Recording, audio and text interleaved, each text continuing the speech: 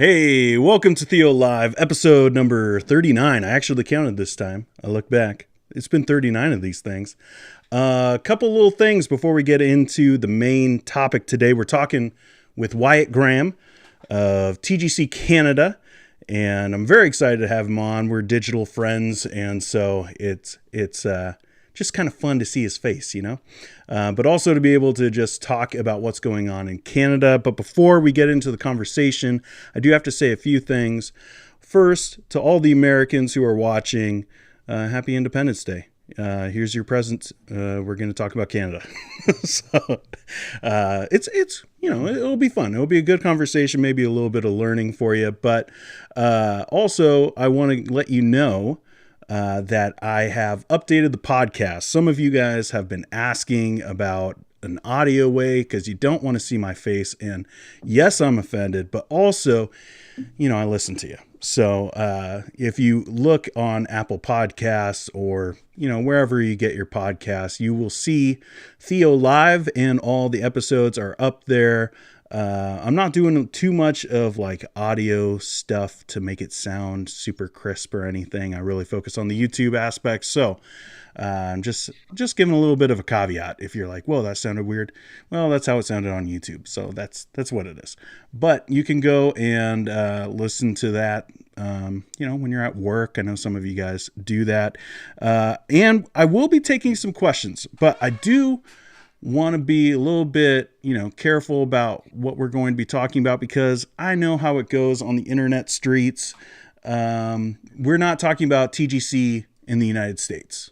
Like there's a big difference. And today we're going to be talking about Canadian happenings and things going on up here. So if you're interested, I think this is going to be a really good conversation, but also keep your questions focused on what's going on north of the border for a lot of you guys, because, all my stats tell me it's like 80% US that watches my videos. So just giving you a little bit of a heads up. So today I am talking with Wyatt Graham, who is now here.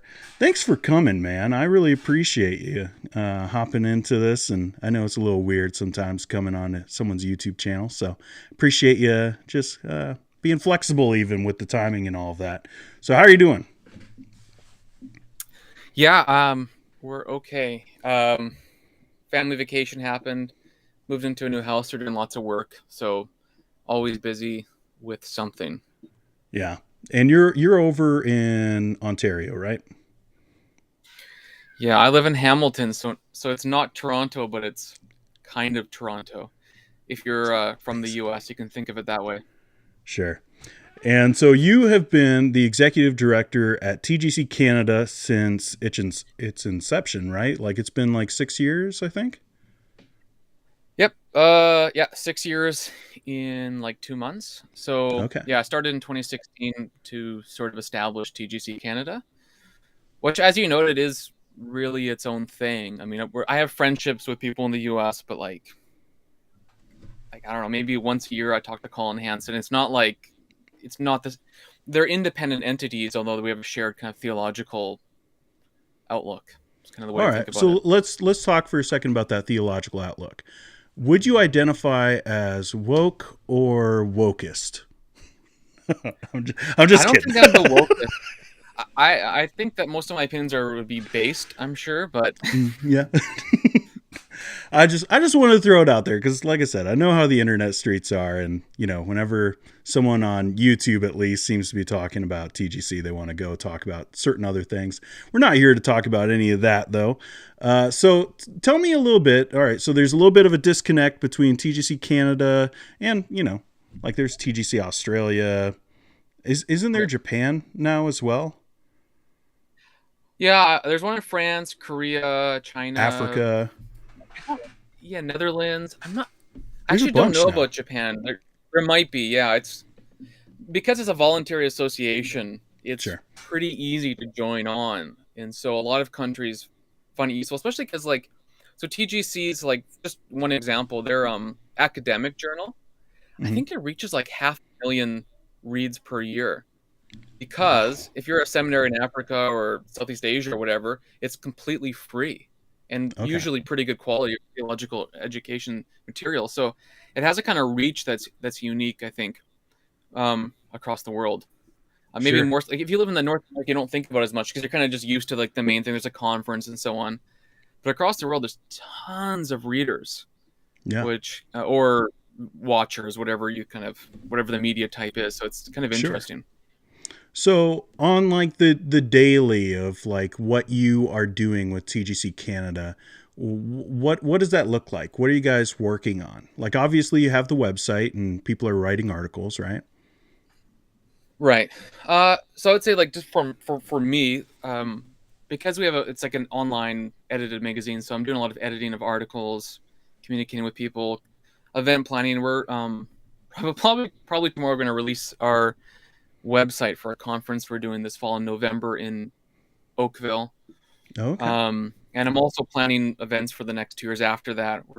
For example, I've been meeting with someone and we're planning this kind of like 10-year delusions of grandeur plan to Oh, develop cool. women theologically and to give them opportunities to expand on their gifting for teaching and so on. So this is kind of a delusion of grandeur, but I hope it goes well. So we'll do conferences, events, and try to build up as many women we can to learn and love theology and teach it as well.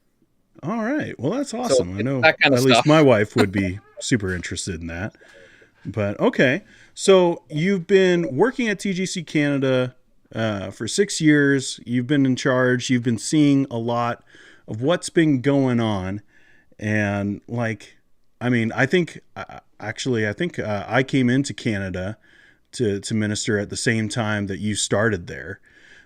So like, it's kind of weird to think about it that way because a lot has changed in the last 6 years. So I'd really like to get your opinion because, like, unlike maybe some other organizations, other folks who are mostly like their organizations are focused on being on a platform, like doing conferences, doing different get-togethers and things like that.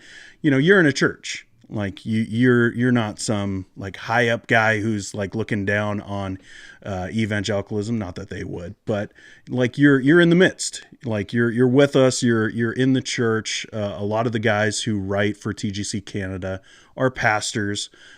So like you have been in the thick of it for the last 6 years. You're not like unaware of things. So how have you seen things go on since your tenure started at TGC Canada of maybe some of the issues that we've been having here in Canada? Because like, let's be honest, focus on the American side for a second.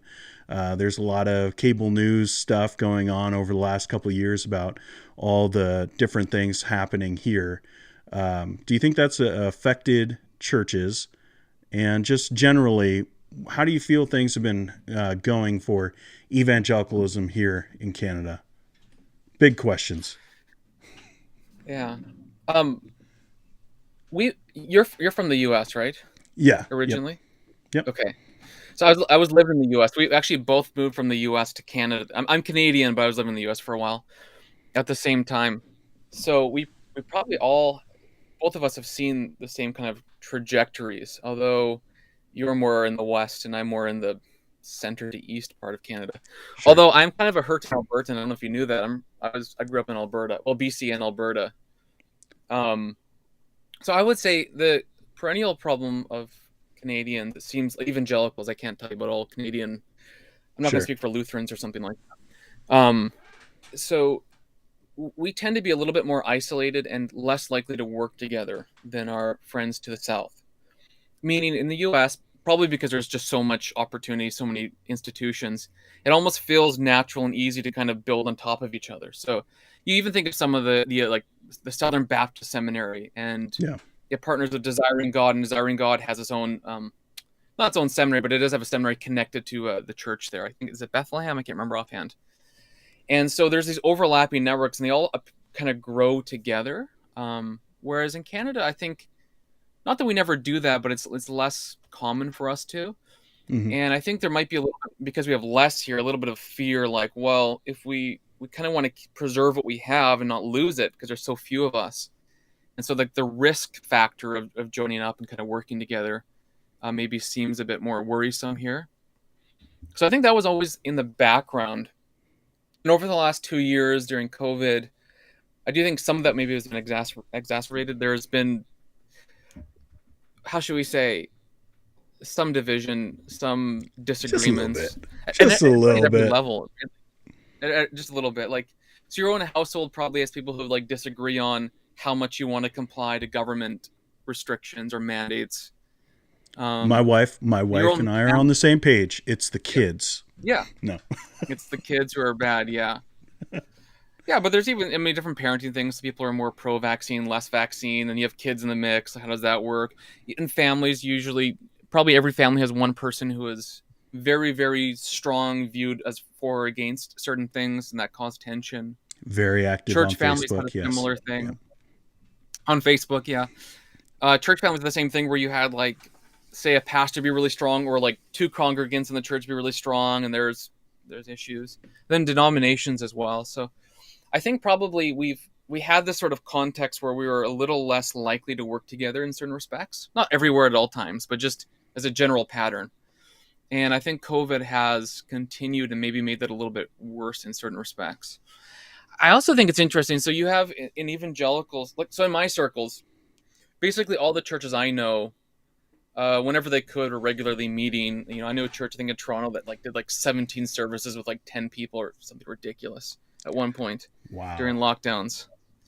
Um, like at my small group, we met with like, because we were under 10, so we just met the entire time. We met at my church as a religious service. We did all the stuff you had to do for like those, like, what are those 4-week lockdowns were. Yeah. So I've seen churches been pretty faithful and growing, both numerically and in depth. So there's been a lot of like, how should I say this? People are committing because they see the importance of it.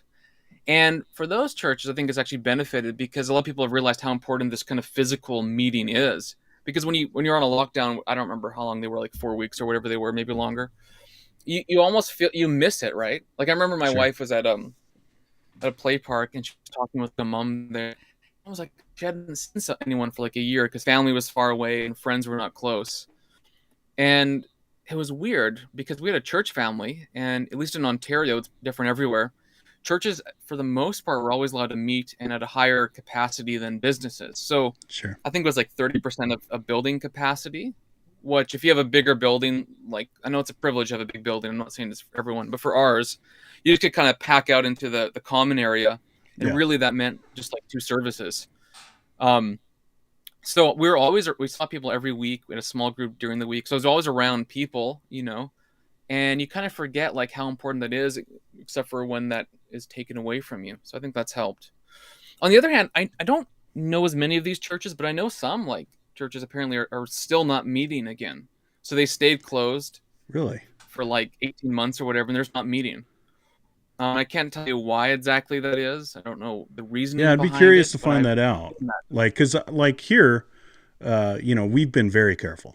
Like, we're Yeah, probably, uh, just to put all the cards on the table. Like we've been very careful about our interactions with folks, until we finally got COVID, about like 2 months ago. And up until then, we had stayed, clear of it. But we've also, lots of churches around here, they were never shut down. Like all the news media that you see online, especially coming from the South, has been, churches have either been shut down or meeting at full capacity. And that's really never been the story, at least here in Saskatchewan. There were a couple weeks where a lot of churches chose not to meet, especially at the beginning when all of us are just kind of freaking out, right? Like, we're in a pandemic. Like, what? Like, this is something I read in like history books. I don't want to be a part of this, So everyone's just kind of right. figuring out, what are we going to do? How long is this going to last? All that. So most churches shut down at that point, but eventually they started opening up.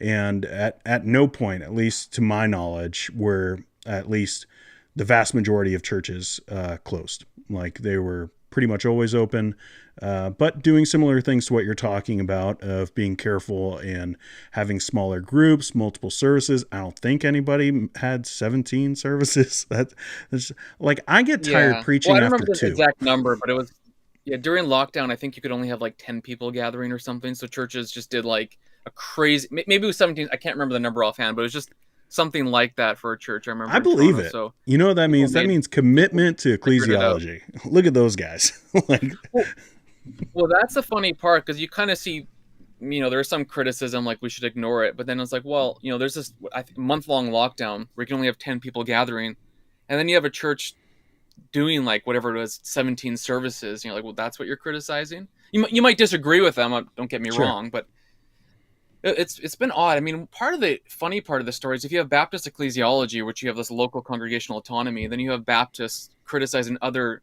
congregations have their own autonomy. So it's an ecclesial enigma to me how Baptists can criticize other Baptists because they're not really ecclesiologically able to, but they do anyways. This never stopped us before, man. Never stopped before you. We're just always going for it, always going for the jugular. Tradition of whatever 300 years. So yeah. All right. Well, that's a lot of like the background stuff, but I'm curious to know, because again, like, hey, you spent a lot of time in the States, down there in California and all over the place. Like, how many degrees do you got, bro? Like, is it like 6 or 7 now?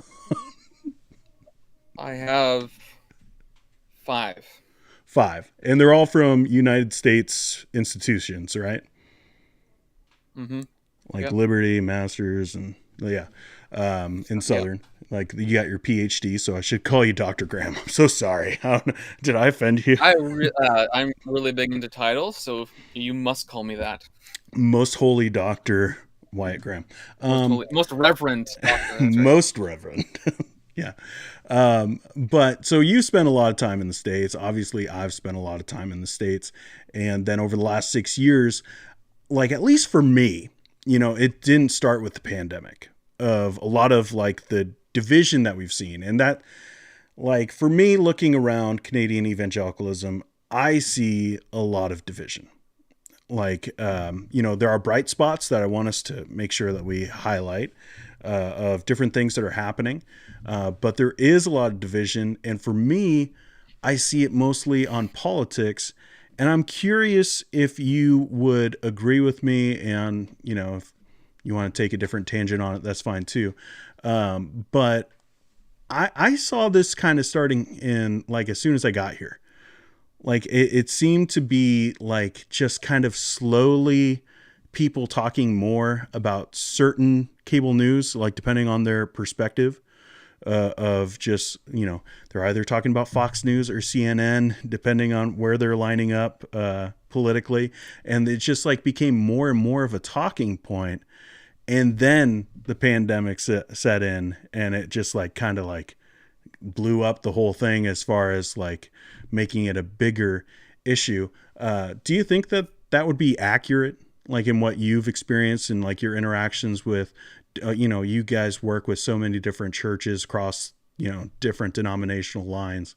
Do you think like the politics angle has been building up for a bit, or do you think it's mostly just with the pandemic?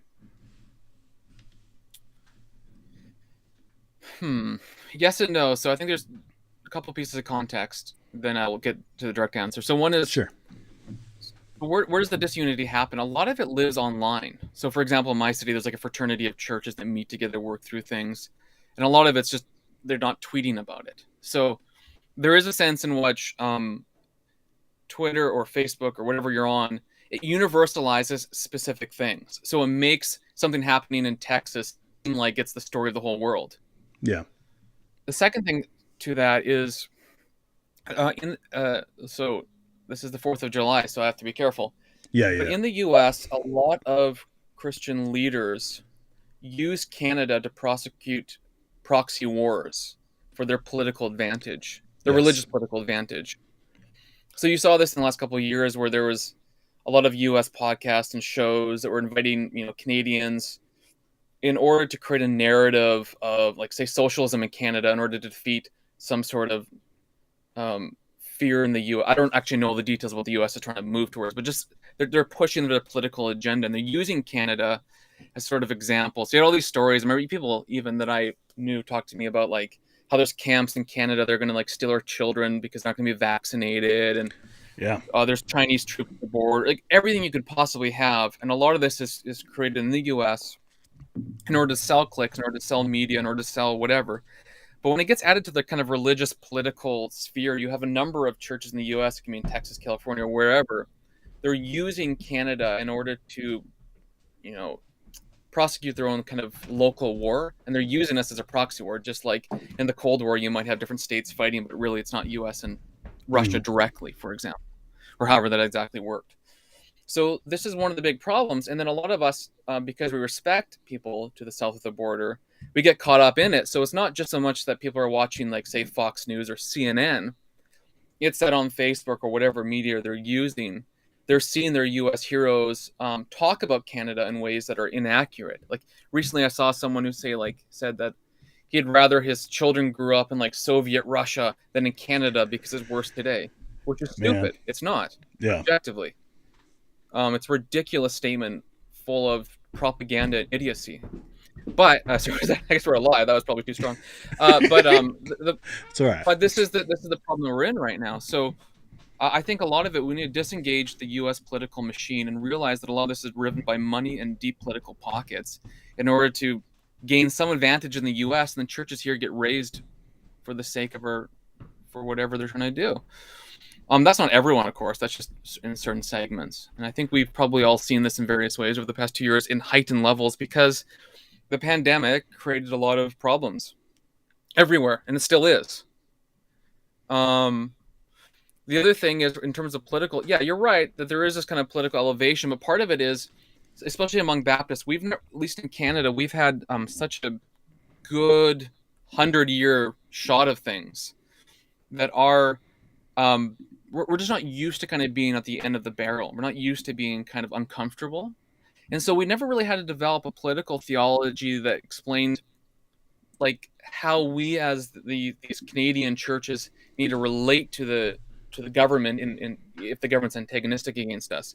Not that never any Baptist has, but I'm just saying in our local history, we haven't had to really think through it very carefully. So there's a number of options on what to do. You could kind of be a retreatist, do your own thing.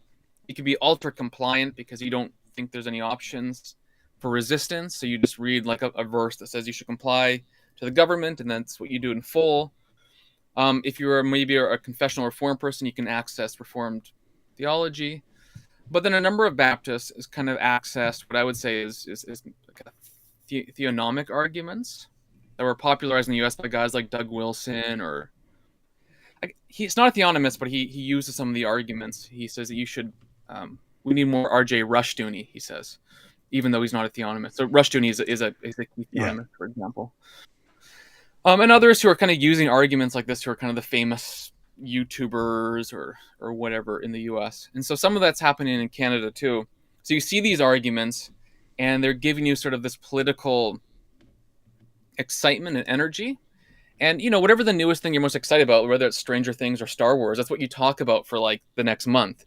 Well, everyone started talking about these exciting kind of political ideas and theology that sort of freed them up from certain obligations they felt like they had towards society and the government, maybe moving more into a libertarian direction. And it became exciting. Everyone talked about it.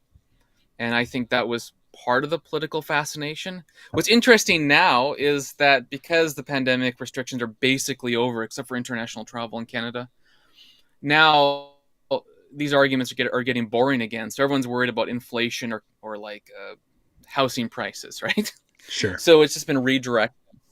So anyways, to answer your question more directly, I don't know if it heightened since 2016, but I think because of the intensity of the pandemic, a lot of these issues came to light. And I think because we were so uncomfortable, we let basically we all had like a bit of we had a 2-year sickness, which is like not actual COVID, but the COVID crazies, because we were more isolated, we had less experience of normal freedoms, and we were uncomfortable. And so we got grumpy. And a lot of us are getting ungrumpy and maybe realizing, oh, maybe we should have been kinder. So anyways, So yes and no is my answer. So I don't think it's heightened per se. It's just more exposed. And Okay. I think our hearts Yeah, have been more exposed. that makes sense. Like hearing you explain it that way. I don't know why I'm getting messages I have do not disturb on. But like when I was first coming up to Canada, I actually had family members, telling me don't do it. Don't you go there, as if I was going to like some barren wasteland, like just off in, somewhere where they're, like all the horror stories that they hear on like news radio, because they don't even do cable. So it's like news radio of like health stuff and all of that. And that was years ago. Like this was even back when Heather and I first got married in 2010. When we spent a year here and we're thinking about staying here, we ended up going back down and then coming back up. But it's just kind of interesting for you to like kind of lay it out that way, because yeah, like would you say that Canada is the biggest red herring of all? Like just kind of like Well, put off there. it's been like this for years. I remember when I was younger. I think I was helping with a church plant in Calgary, and there's this there's a park get together, and some Christians came over to pray. And I think the police escorted them away. I can't remember the exact scenario, but I think the idea was there was a reserved area, and they came into a reserved area, and they were asked to leave. Well, then you get into the U.S. news, and it's like pastors praying or arrested in Canada. It's Yeah. it's a Soviet state or whatever, and you're like, well, that's just not true. Yeah. And I've grown up with this my whole life, and more it becomes ridiculous because it's mostly false. And these big radio programs, podcasts in the U.S. create a narrative that they have in the U.S. They make Canada this fearful place when in reality it's not, and then they promote that on their media to promote their own program to make clicks and money. And it's at one point we just have to realize this. I know you're not Canadian, but you're living in Canada. As Canadians, we just need to disengage from this. Love the people. I mean, I'm married to an American. I love the U.S. If I was living there, I would have been probably a citizen right now. So I do love the U.S., but I don't love its the political machine that Christians then use in order to build their platform in the U.S. Again, that's like a 5% sliver Yeah. of the pie. So I love the rest. I love John Piper, Tim Keller is like my favorite preacher. I was converted by reading. Well, I don't know if I was converted. I became excited and captured by the Bible by reading a John MacArthur study Bible. And mine had all the John MacArthur notes were in red, so it was great. So I knew what the most important part was. Oh That's a man. joke. I don't know, man. Is that like an option with the LSB? No, I'm just teasing. No, I mean I worked at that church. I served at that church as an intern for 4 or 5 years, and I was mentored by a great pastor there. I'm still friends with. So when I'm talking about, I'm not talking about everyone's life. I'm just saying that's a sliver of the pie. But the sliver of the pie gets then, because social media, again, your local issue is universal. So something's happening in tiny town Texas, and a guy has a reach of like 100,000 on his podcast. He picks something in like tiny town Alberta, and then says this is a universal issue everyone has to hear about. Then you have someone like in I don't know, Sweden, who's like, wow, Canada's really having a problem. And then you talk to the Swedish person, you're like, no, they're just made up. And that's the way the internet works right now. Yeah, it kind of is that way. And I'm one of those guys. So, well, no. But, so. Well, everyone has to use it. It's just the way it is. Well, yeah. And you got to have to balance things out a little bit and use a little bit of discernment on what you're going to talk and how big a deal you're going to make it. Like everyone has to be responsible and how they deal with all like these little news clips and different things. But so we kind of talk a little bit about the effect from the U.S. And kind of what we've been going through over the last couple of years. But how do you see things coming out of that? Because here we are, pretty removed now. I think we can say that the pandemic is over. Like no one's ever come out and like I don't know, hit a gavel because I'm Baptist, hit a gavel and been like, the pandemic's over, it's all good. But it kind of feels that way.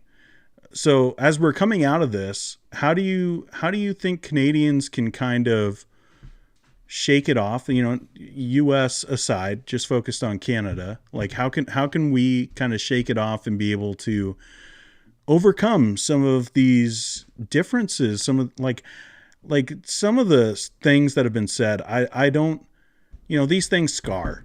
Like this, like it's one thing for us to be like, okay, well, get along, and that's great.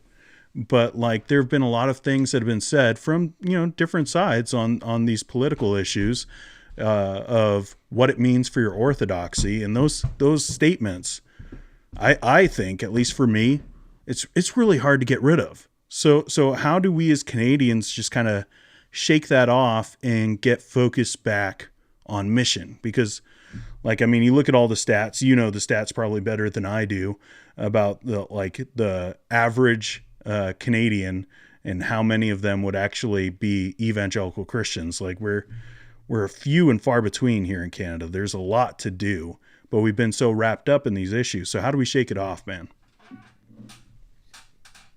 Yeah, so that's the question. So I would say that, to reiterate something, I know there's been some visible division, like online and in families and so on. But it's interesting, the churches, at least that I'm connected to, that I know pretty well, most of them have made it through. We're having baptisms at my church. They're growing both numerically and financially, all those kinds of things. So I'm not sure we're in a devastated state. I do think there's a winnowing that happened. And I know that some churches did really suffer, so don't get me wrong. I'm not trying to... But I think the narrative isn't as bad as it sounds at one level.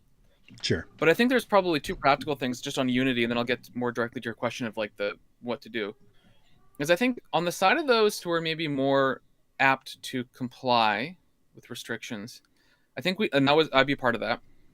We need to be much more vocal and careful to just how we speak. For example, I was at a church. I was speaking at a church. It was to a congregation on a Friday night, and one of the guys there wasn't vaccinated, and he still can't travel to the U.S. and Canada easily, right? So there are still things that are difficult for people who are not vaccinated. Secondly, there are people who genuinely lost their businesses, and there are people who are put on indefinite unpaid leave because they weren't vaccinated, for example. And a lot of their lives are, I wouldn't say ruined, but they are just severely hampered. And also, I have a friend who's had 2 family members die from COVID. Yeah. So there's a sense in which I think for those who are more apt to comply, who maybe had a more robust way of thinking theologically through these things, it maybe felt easy, like for us in certain respects, but it wasn't easy for everyone. I think if we're tone deaf to people who genuinely lost their jobs, mortgage rates are rising, they're kicked on their house, and they have little kids to take care of, it actually stinks. And you can't, just because you made it out okay, we have to be really careful we don't talk like that and take care of those people. Yeah. Because we are the body of Christ. On the other hand, if you were really pushing for this, stay open, and everyone else is bowing the knee to Caesar, I do think that you just need to be careful what you're saying, because words like bowing the knee to Caesar and heresy mean things like you're destined to hell forever. Yeah. Yeah. And it's a big statement. You should not even be treated as a brother anymore, right? That's a huge problem for a number of reasons. One, because the gospel is central, and it's a thing that saves us, namely our belief in the death and resurrection of our Lord Jesus Christ, who will return to judge the quick and the dead. But if you're saying someone's political response, although I know there's theological content to it, is what makes you in and out of the kingdom, or bowing to Caesar rather than Christ, which is out of the kingdom in a sense, you have to face that, and you're probably going to have to realize that you were wrong, in virtually every case. And you're also, I think, in my view, need to upgrade your theology. I think there's been a lot of simplistic theology. Yeah. Some of these theonomy sound bites, they're actually not good arguments. They're not theologically sound, have been rejected by the vast majority of Reformed confessions and traditions for good reason. Even when there were Christian Commonwealth states, like, for example, in the Netherlands, after they bucked off the Spanish, they asked Franciscus Junius to write the Mosaic Polity. How does the law of Moses actually shape our political policy? And even then, he talked about some people who were more or less theonomists, who wanted to bring it directly in, and that's not right. There's reasons why. There's a long and deep theology of this. So I think some people missed that, and then, out of ignorance, condemned people to basically hell by using words like they've fallen away from the faith, or bowing to Caesar, or heresy, or whatever. That's a huge problem too. Yeah. So my view is, and I've actually said this, I mean, in writing and verbally throughout, I think, the whole pandemic, and I could probably easily prove that, is it's always been a Romans 14 type of issue. What's going on? I mean, some people feel like their conscience is bound in a certain way, like you have to stay open. And if their faith says that, okay, and me as another brother in Christ should be able to say, okay, I believe you, and I wish the best for you. I'm not going to follow you there, but I believe you. And on the other hand, someone needs to say, well, according to the Word of God, I don't think I need to open in this particular way. I think I can follow the 30% rule rather than no 30% rule. And the other side should be able to say, okay, well, I see you. I might consider you a weaker brother or whatever, but I understand that's your conscience, and okay. Mm-hmm. And I think it's Romans 15:7 that basically concludes the section that we need to accept one another as the Lord accepted us. There is a genuine sense of free and open grace. I mean, Jesus doesn't save the good or the just. He saves the unjust and the bad. Yeah. So even if we view each other, and it can be hard because you said there's deep wounds, we need to realize the situation was more Romans 13 than stark. We need to be sensitive to those who suffered, especially those who are unvaccinated. And also those who condemned other people, they need to be more sensitive, I think, towards one another. That no, this is Romans 13, not Galatians 1. 14. And that's right. a huge distinction. In terms of the forward thing, you know what?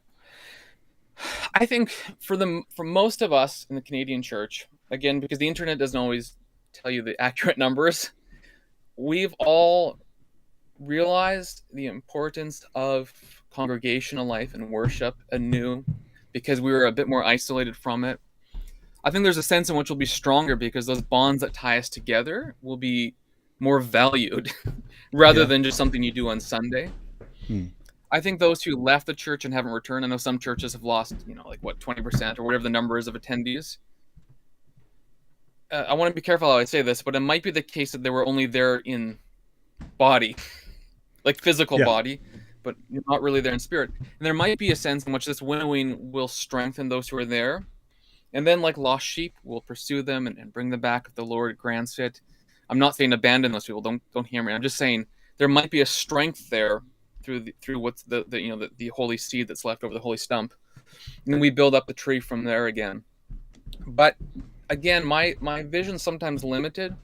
The churches that I see and talk to, although some have numerically declined, all have this strong core, I think.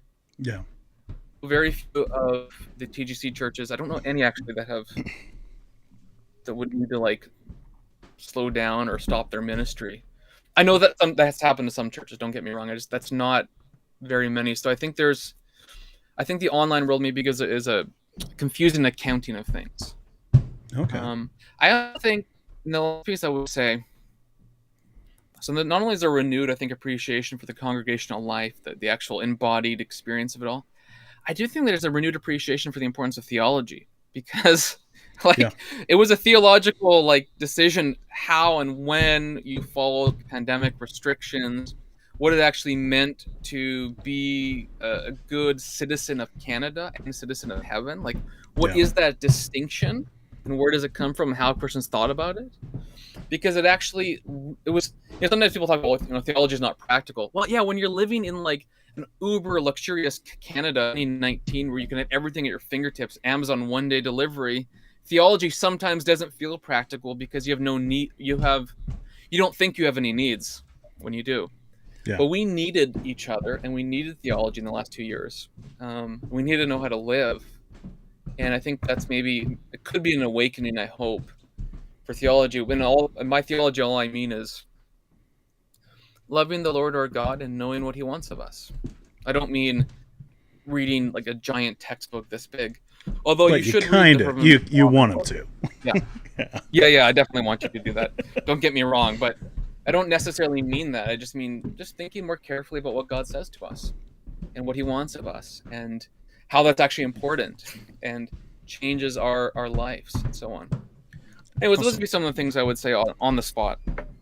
Yeah, just a few things. Man, that was great. I appreciate that word, because I sometimes when you're in the midst and you're trying to get things done, you're trying to live on mission, like here we are in Moose Jaw, we're planting a church, and so it's a slow go, especially with the pandemic. Like, you know, we put on the brakes for a lot of different things because, you know, no one wants to come and hang out at a church plant when, you know, pandemic is going in and all the rules and all of that. So it's just nice to hear someone be a little bit more positive because, like, yes, like it's really easy for us to look around and, you know, have the internet tell us that we should be upset. And so that affects us and we're upset. But then, you know, being like, oh, actually, it's kind of easy as we move out, as long as we are living on mission and focused on Jesus, like it's forbearing with one another. Like, oh, yeah, I guess that's how we get out of this thing, huh? Like we just forbear with one another. But yeah, I really appreciate that. Now, you kind of hinted just a second ago, as I don't know if you guys can hear it, I have a 7-year-old who is like full galloping like crazy upstairs. So, but let's hop in and see. Luke is here and he says, "Happy Independence Day." Oh wait, nice, Luke. we get it. Rejoicing Bones. Yes, loving God, loving theology helps us know him better in order to love him more appropriately. Yes, theology really does matter. Absolutely. Now, theology does matter, and you have been doing this really fun thing. Like, I'm going to be honest with you, Wyatt, I haven't watched all the episodes, so don't get mad at me. But, yes, you got the website, you know, TGC Canada, great website, lots of articles. But you also have the YouTube going, where you guys have been doing, like, obviously the audio podcast as well, but you've been doing, you know, the visual side of it as well. And one of my favorites is Into Theology, where you and Ian Clary have been going through Calvin's Institutes of the Christian Religion and just basically breaking it down.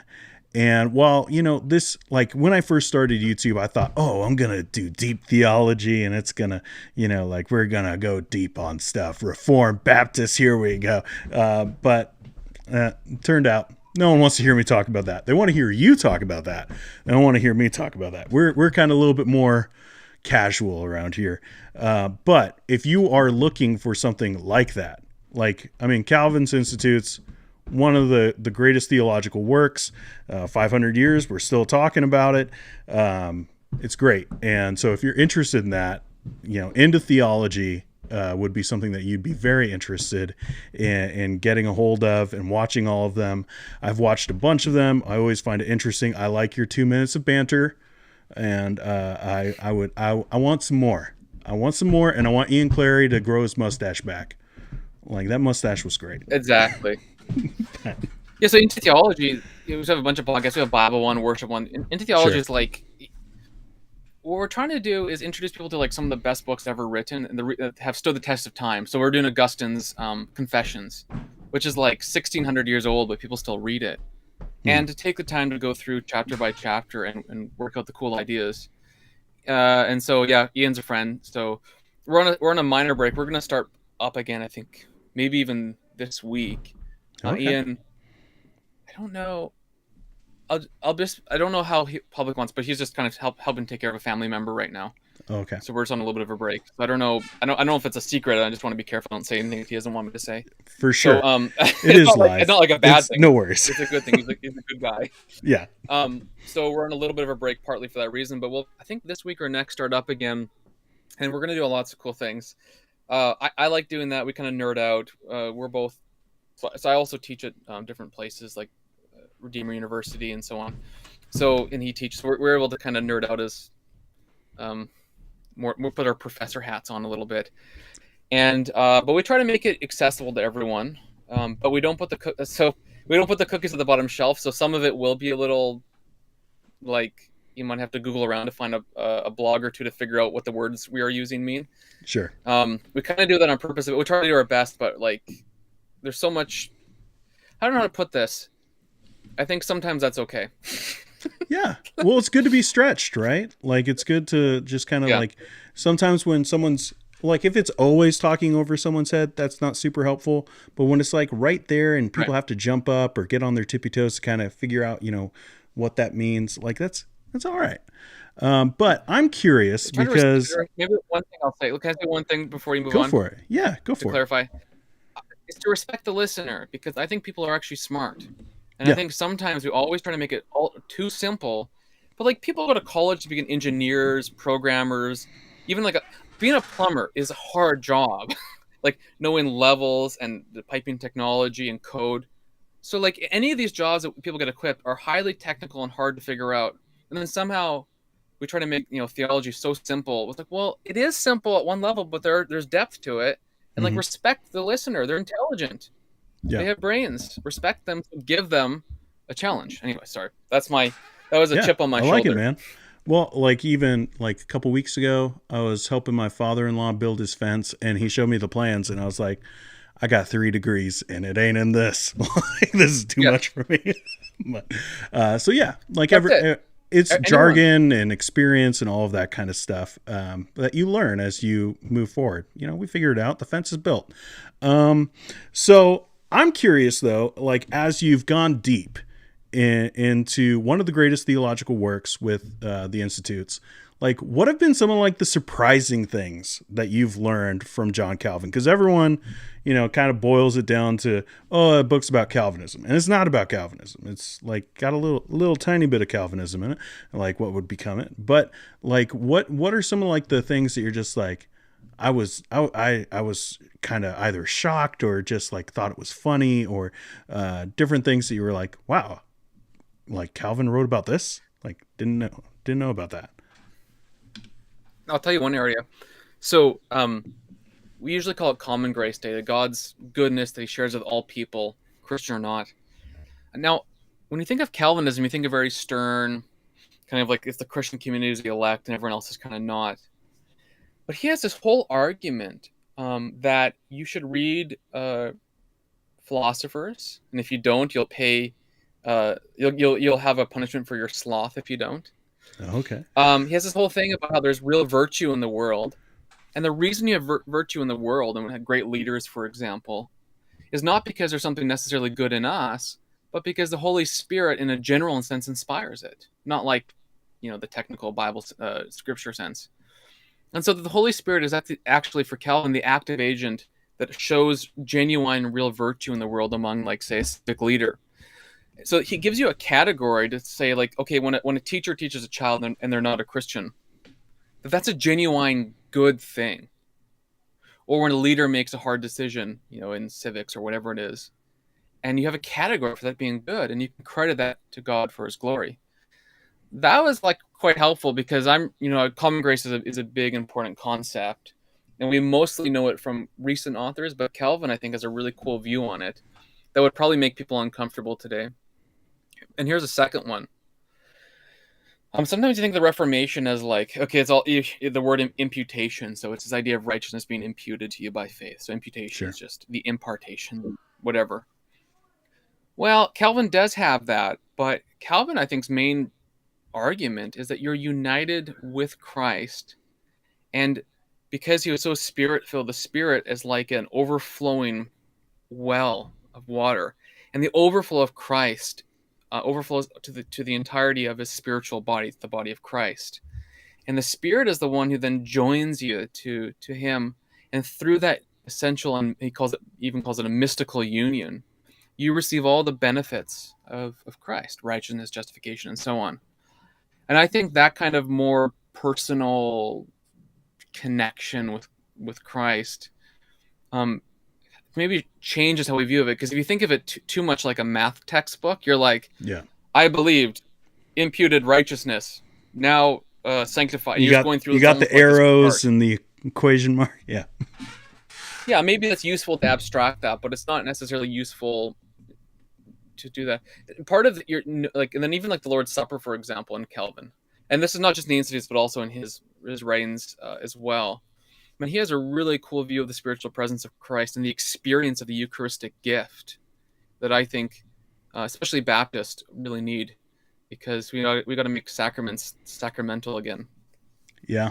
Yeah, I think we oversimplified it for a little too long, and there is a spiritual aspect to it. Absolutely. All right. So, anything that you were like, just kind of like, I can't believe Calvin. Like, did you find like yourself like disagreeing like hardcore about anything as you were reading it? Like, cause I read Calvin's Institutes in Bible college, and then probably I think like my second year pastoral ministry. So that would be like, I don't know, when was that? Like 2013 was probably like the last time that I really went deep in it. And then it's just become like a reference book.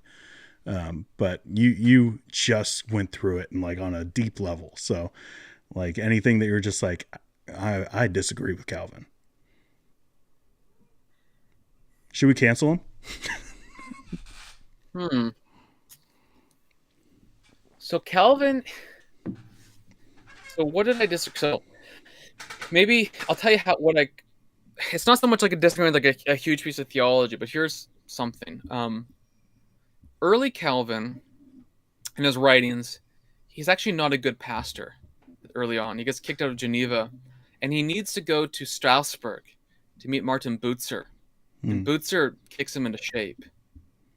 We have this one story, and I won't remember all the details, where an enemy of Calvin comes to town and is accepted into the town. And Calvin is just miffed and angry and runs out in anger. And Bucer tracks him down and is like, dude, be kind. And actually, those years in Strasbourg changed Calvin. And when he returns to Geneva, he's a much better pastor. And I think he might keep some of that sternness and that kind of rigidity. I don't know what the right word is. The rigidity, whatever that word could be. Yeah. You can figure it out. He keeps that, and I think that might be which makes him hard to access and sometimes makes him feel a little bit not fun. Like if you read Luther's like, I want to go drinking with you. Like I just want to spend a night with you and just see what happens. And but Calvin, I think, doesn't have that. But he's also hyper sickly, and he's threatened with death all the time, which is not helpful. Which probably changes how you feel. So I would say that would be kind of a thing. At the same time, the Calvin that we know through some of the popular books, it's not really Calvin. I mean, he's much more ecumenical than we think. He's okay with things, I think, like bishops. He's okay with ecclesiology being a bit modified to make sense of your local setting. He's not as strict as maybe a modern day Presbyterian might be. Sure. So he's actually more surprising than you think based on stereotypes. But I do think his early life, where he's maybe kind of a bad pastor, and some of his later sternness, it kind of makes him hard to love. Whereas other people you read, like Augustine's easy to love because he reads Confessions and he's like, oh, I'm just like him. We're both wayward in the same way, all these spheres. Or you read someone like Gregory of Nazianzus, who's another old person from the 300s. And he's almost like, so he's in Constantinople in 381 for this big council. He's presiding over it, but kind of gets kicked off because he's outmaneuvered. And then as a response, he goes home to his spa and then writes like moody poetry, like against it. You're like, I can understand that too. A bit bitter at how things worked. A little emo. A little emo. Yeah, I think that'd be a part of it. I don't remember like one giant piece of theology where I was like really mad at, because one of the things with Calvin is that he's a really balanced thinker, so he doesn't generally overstate things. Here's one area where I would say here's one that I kind of remembered where he maybe didn't help the case. So one of the first post New Testament heresies in the church were various forms of Gnosticism. Sure. So Gnosticisms aren't really a thing. There's just various groups. But one of their big problems was that they held to was fatalism. And that was one of the earliest heresies. Now, Calvin believes in free will against, the Theobros cage stage people.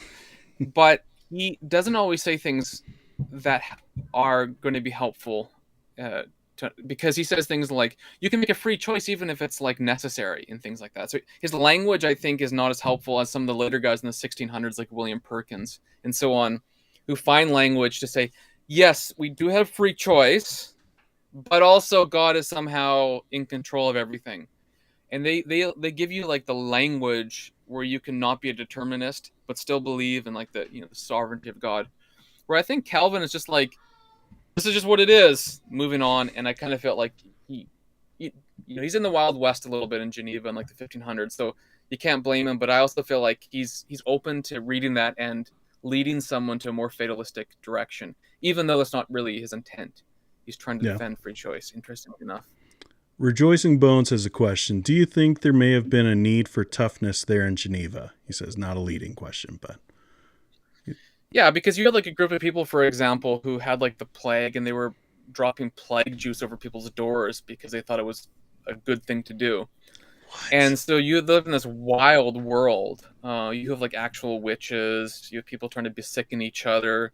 You have violence and drunkenness. Calvin, when he preached a sermon, probably, if I remember right, probably would have had like, he would have like dogs, babies crying, fights breaking out. So he would have had a boisterous preacher. Because preaching back then, when everyone came, think about this. If everyone in the city basically comes, not everyone per se, but most people would have come. A lot of them are not dedicated, pious people. They're rough people. And so oratory at that time is not like you're in a quiet little auditorium. It's like he had probably to yell over people, speak loudly, capture their attention, beat them into submission verbally, and maybe sometimes the constabulary had to do it physically. So the toughness is actually a bit more required than today, because we're in a very, at least our violence is often more protected from our churches. We live in a unique time where you can go to church and not expect a fight to break out. Well, I don't know. Like, stories where, you haven't been in the Baptist churches I have.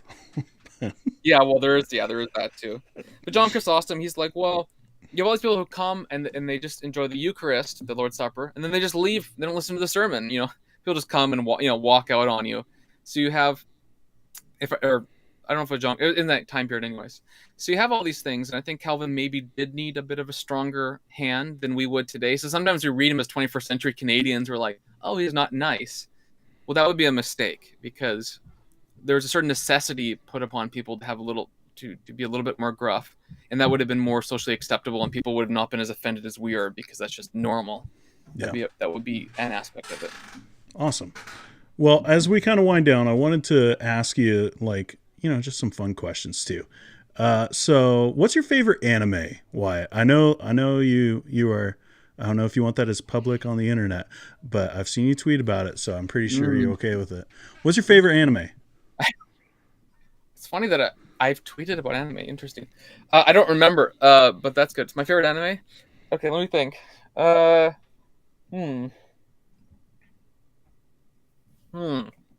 Or which one do you think a new guy should try out? Well, a new guy. Okay, so the one gives me the most nostalgia is like Dragon Ball Z, because as a kid growing up, that was that's cool. It was pretty cool. And so I could, even though the episode list is way too long, like the Frieza fight takes like 2 years. It's ridiculous. It's a lot of fun. It's pretty accessible. But the anime that I watched today is really the films. Well, not the only one, but the ones I really appreciate. The films produced by Hayao Miyazaki. So my favorite movie is My Neighbor Totoro. I could watch that, and I do watch that like 10 times a year with my kids. It's a children's film about these two little girls moved to a village to be near their mother, who's in a hospital, who's suffering from some illness, and they're kind of lonely, and they meet basically this little spirit animal to be their friend. And it's just this really like sweet little film that has no like giant narrative problem to be accomplished, but it's a total feeling. It's a feeling of friendship and love and sisterhood and goodness. So stuff like that. My favorite of those films though would be Spirited Away. I love that movie. Yeah, it's a little bit older. It's probably to be about 12 or so. Yeah, to really enjoy it. Yeah, I don't know. I've never seen those. I always hear people, because I'm a big movie guy, and people talking about like some of the greatest movies. Like it's up there. Like people talk about Spirited Away quite a bit in that conversation, and I still haven't seen it, but I'll do it. I'll do it for you. So I have another question of just show my cards a little bit. All right, I've got 3 degrees. Sometimes when I sit at a table with certain people, I will feel like I'm very smart. It's just like like it depends on who you're around. You're just like, oh, I'm okay.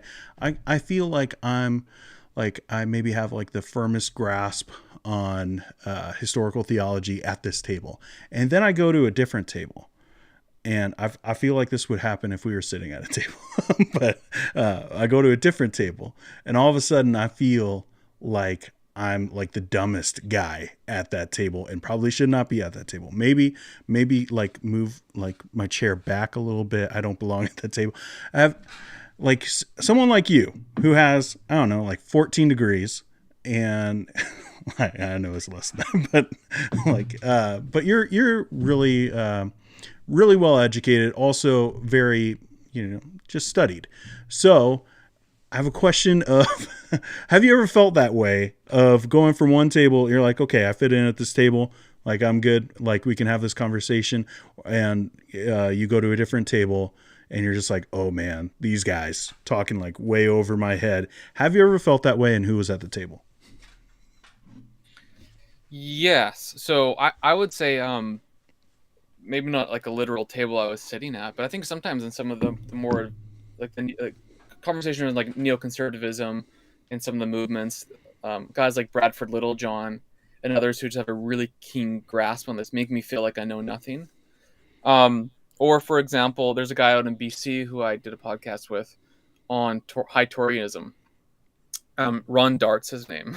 Okay. And just the amount of knowledge on because I'm a Tory, amount of Toryism and just the political history reaching back to Richard Hooker. I just felt completely inequipped and like don't understand anything.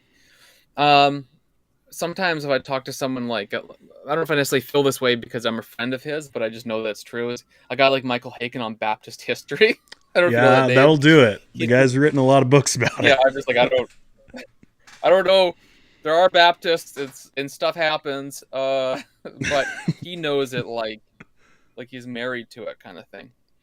So I think that happens, and it should happen all the time, because there's so much knowledge is so vast that no individual can ever master it all, and therefore you always need the body of Christ, and that should just be a thing. And one of the problems that I think you see, especially among like pastors or church leaders, is because you've been asked to do everything. You need to know epidemiology, you need to know education, you need to know this political thing. Yeah. You get asked these questions, and there's a burden put upon pastors especially to be universal Renaissance men and women, Mm-hmm. and well, that's a huge problem, because you actually shouldn't know all those things, because you should have someone in your church who does. You should have a doctor in your church who you can go to for doctor type things, and a science type person you can go for science type things. Doesn't mean you can't know stuff, by the way. I'm just saying. Yeah. Your job as pastor is genuinely you're shepherd, shepherding sheep unto God. And you might be really good also at engineering, by the way. That's fine. I'm just noting that pressure that's put upon us sometimes is an unfair pressure, and it makes us feel like imposters all the time, because everybody expects you to know about Bill C, whatever it is, and all the details about it and our response, and the only thing that what Christians should do. And you're like, what if I just don't know? I was at 2 funerals this week, and I was counseling someone. I have no idea. And therefore, I think the body of Christ is deeply essential for that. One, to experience the humility of not knowing everything at that table, and then two, to experience the gift of the Spirit, because it's not just you. And this happens not only in local congregations, but I think also it's meant to happen across the universal church. And that's why voluntary associations like Baptist Do or TGC or whatever can be really helpful, because you can just help each other out on what we don't know. The danger is in a church that is so independent that you're like the only church that's you're only associated with yourself. The pastor often feels like he needs to be the expert in everything, and that can be disastrous because it's impossible, and you have to almost fake it, or you think you actually know it. And I think you lose that confrontation with someone at the table knows more than you. That creates kind of a culture of humility where you can be like, I just don't know. And that's good, because God made it that way. Because there's a body of Christ, and I may be the eyeball, but this guy's the toe or whatever. Yeah. All right. And my last question as we end this thing. All right, you're in your office. What music are you putting on when you're, going deep into a study? You're writing a new article, getting ready for a podcast. What kind of music are you listening to? I listen to all sorts of things. Sometimes I'll listen to metal. Okay. Maybe I like just had Joe Metallica or Thorne on something the like show. that. Like, he's gonna like Yeah. that answer. Sometimes punk. What would I normally listen to? Got to be some Taylor Swift from time to time. Love that Taylor Okay. Swift. You were doing I listen. so well. I'm so You were weird doing that I so listen to well, like Wyatt. No. listen to like everything. I'm a Swift. I'm not really a Swiftie, but I don't mind. Honestly, I listen to everything, and I'm trying to think. What would be the most common thing that I listen to right now? Um, I listen to Hayao Miyazaki music sometimes, actually. Okay. Oh, I know what I listen to often. Okay, here's what it is. I usually listen to Eastern chants, Eastern Orthodox chants. So through the Really? Psalms and things like that. Yeah, I do all the time. Yeah, I just remembered. I looked at my Spotify, See, opened it up. I love that answer because had you told me, I would have been like, oh, it's probably classical music or maybe like film scores. Like I listen to film scores.